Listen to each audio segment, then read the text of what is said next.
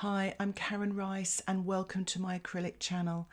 I'm going to be painting a atmospheric street scene using acrylics with a very limited palette, and I'm going to be using a little bit of linear perspective where all the diagonal lines appear to meet on the horizon. This is a very impressionistic style of painting, very loose.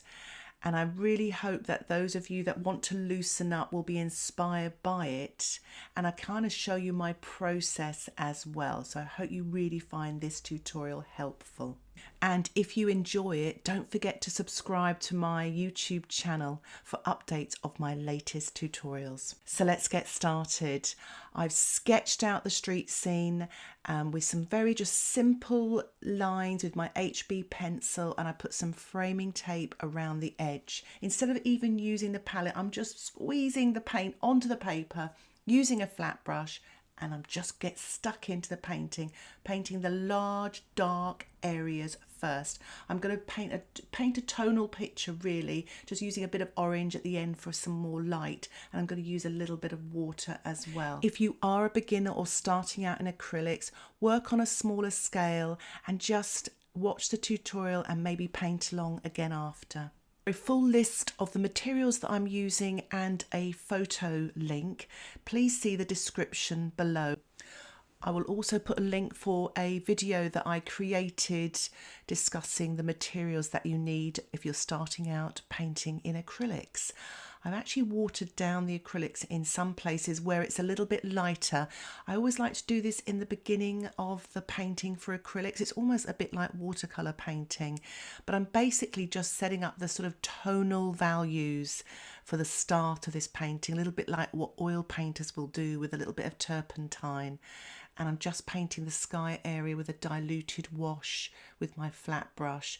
I've just squeezed out a little bit more brown here on the right hand side, and the painting is still wet, the surface. So what you want to do with acrylics, when it starts to get a little bit sticky, let it dry. You can blow dry them. It's always good to let things dry naturally, but you can blow dry.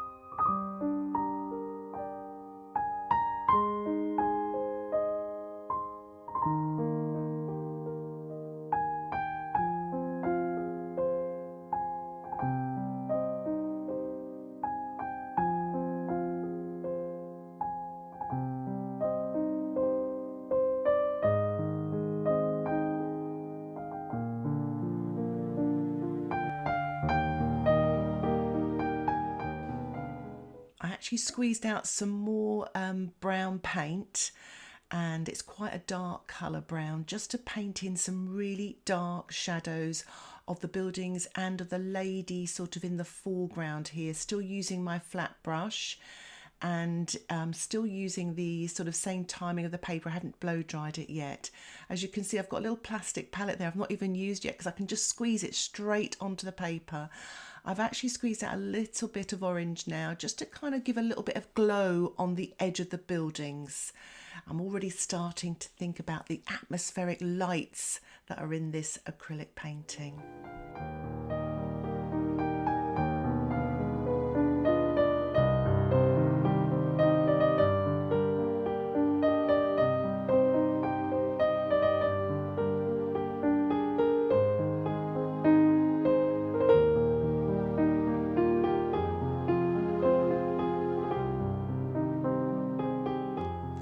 So my painting is actually dry now, so I've used some white with a tiny touch of blue. Any blue will do, just to give a little hint of blue at the top of the sky.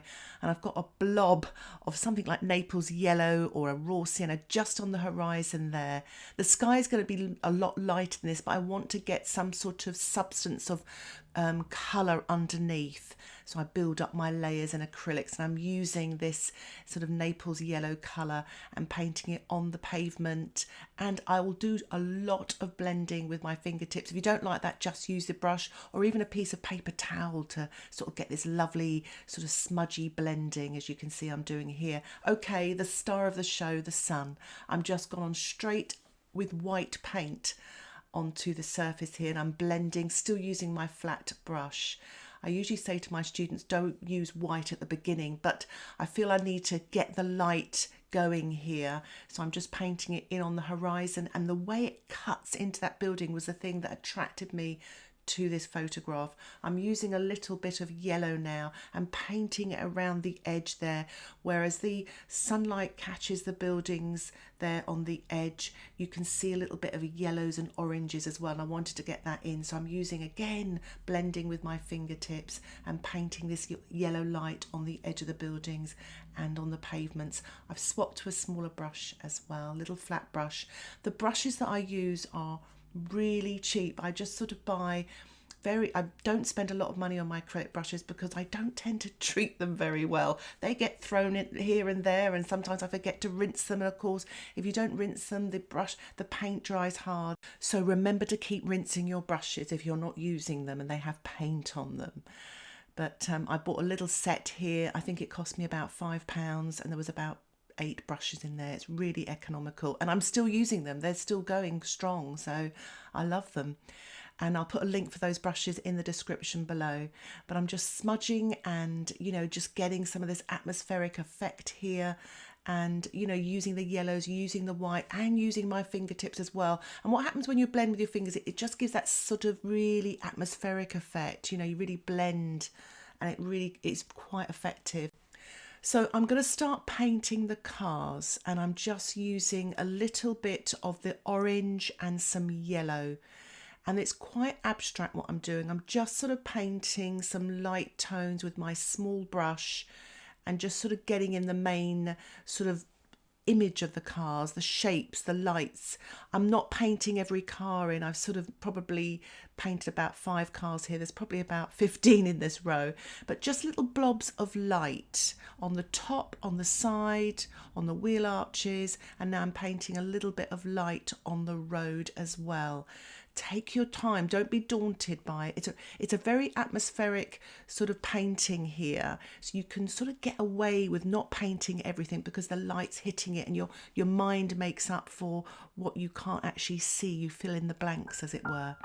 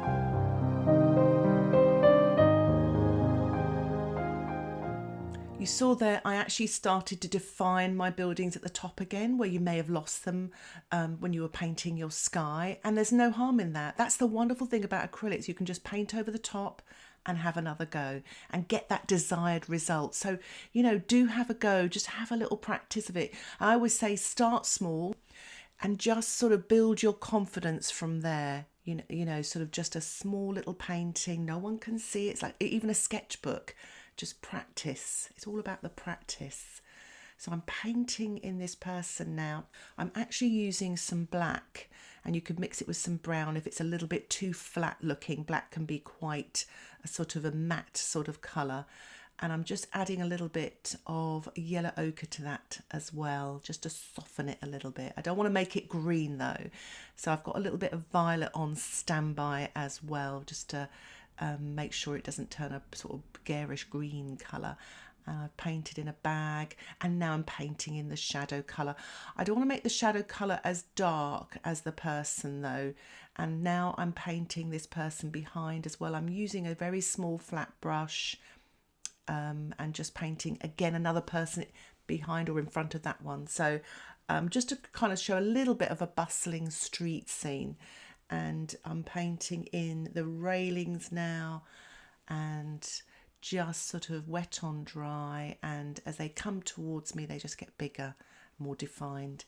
Going back into the car now and painting in some darks, just little abstractly dark shapes. I'd actually advise as well, when you're painting in this style, is to half close your eyes just to see these sort of darks and lights and different shapes. It makes painting so much easier.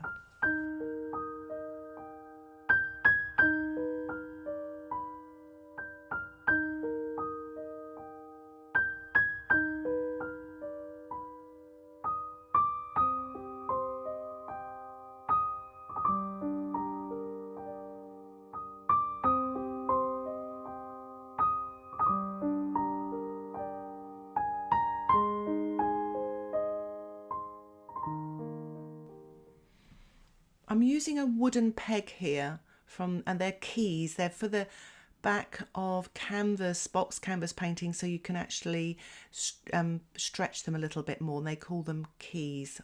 I've never actually used them for that, so I've never needed to kind of stretch my canvases anymore, but I have used them for printing with and making marks instead of a brush. I'm actually painting the windows by literally using a little bit of black and yellow ochre, or you could use a touch of orange, and just printing to make it look like windows and just those sort of marks. It's quite nice, and I've made smaller marks in the distant buildings there, but I'm using it on the left hand side as well here. It's so effective. If you don't have one of those little wooden pegs, you can use a plastic card, which is what I'm using here. It's just an ordinary store card cut up, and I'm printing, and it makes these lovely straight lines, which sometimes can be so tricky when you're painting. And I'm actually creating a few more little windows here and there, and using it to actually show the shadows under the cars as well. It can be very defined, and you can do these light or dark. So I've just added some white and some yellow and orange mixed here, and I'm going to print some of this as well onto the paper, onto the painting, just to create some little sparkly, sharp, light lines.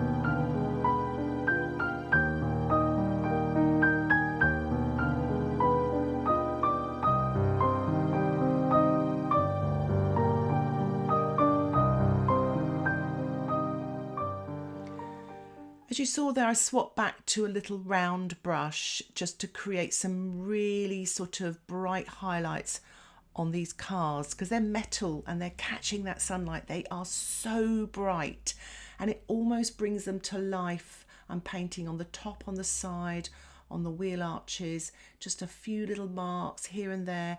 Gives the illusion of cars. That's the magic of this style of painting. And I'm painting a little bit of light on top of this person's head and around the side. Just a few little marks here and there makes such a difference. Those marks are quite warm. The light around the head of this person is very orangey, and I'm painting the light just on her left hand side as well, really bright. So it really kind of brings out that silhouette, that shape, and it's so effective, so atmospheric.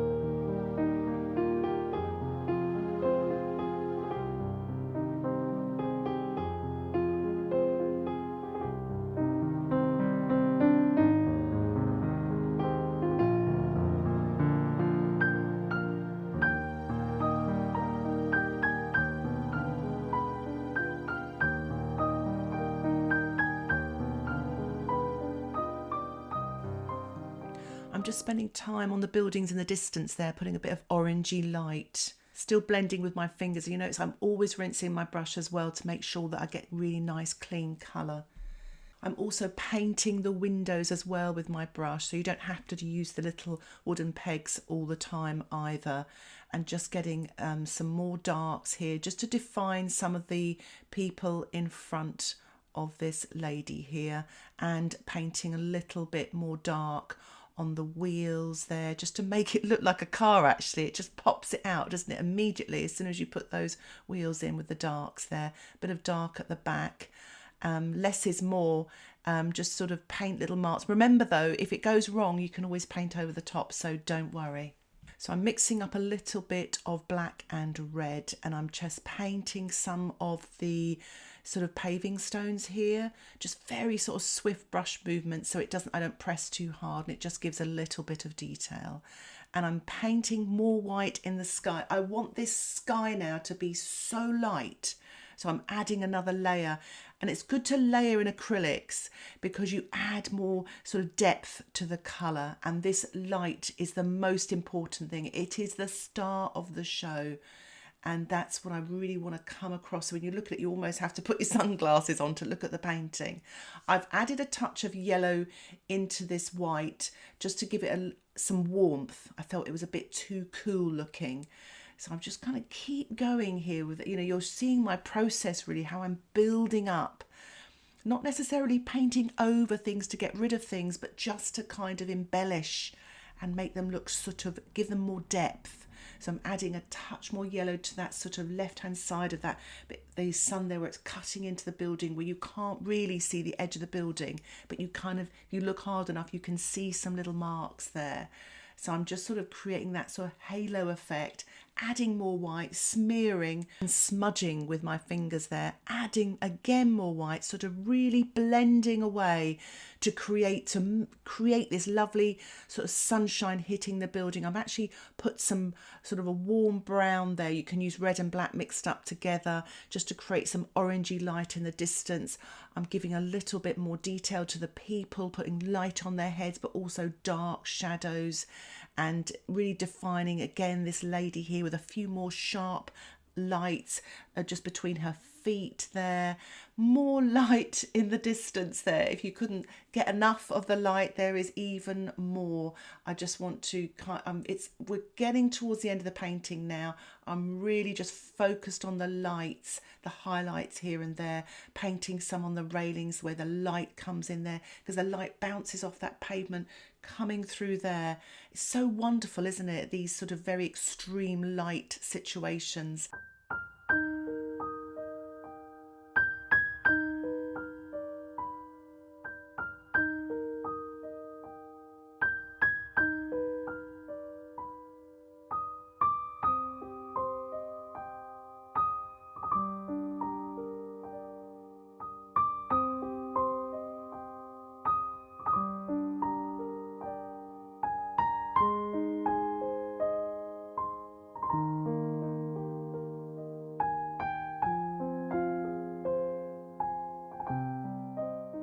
Just painting a touch of red and yellow on the lights on the rear of the cars there, just to give it a little pop of colour, using my small round brush and just painting a few tiny marks in the distance. Remember, we started out with these very large marks, and now I've got my tiny little brush here and I'm just painting in really sort of small marks, and I'm really painting a lot of light colours, whereas before I was using darks, very large shapes. And now we're just going to go into this sun yet again, and I'm just trying to get that light to really sing, really come forward, that you're almost blinded by it. Painting a few highlights and darks on the people, just to really define them. I find when you're building up like this, they look more solid as well.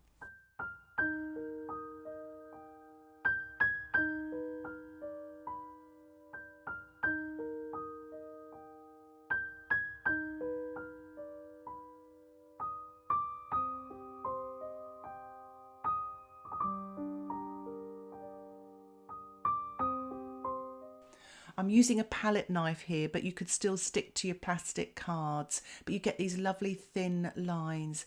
And I'm just painting the telephone wires across the sky. Now it's smudged there, so I was a little bit annoyed with that, and it happens sometimes, so I just carried on painting some of these very thin lines here and there, and it creates a little bit of details. So what I decided to do, I was going to lift out that smudge with a damp bit of kitchen towel and paint a bit more sky back in, but it kind of started to turn purple. What I should have done was wait for it to dry, then put the white back in, but I was a bit impatient. But it was a happy accident. I quite like that smudge. It kind of looks like the sunlight's caught those cables. So I did a little bit on the right hand side and smudged that also, and it created atmospheres. So sometimes you've got to go with what happens in your painting. Don't just have a fixed idea in your head. If it goes a certain way, just go along on that journey as well. That's what I really like about painting, this style of painting. And I'm just using the wooden peg again just to paint a few more marks. And I've removed the framing tape, and this is my finished painting. I'm really pleased with it.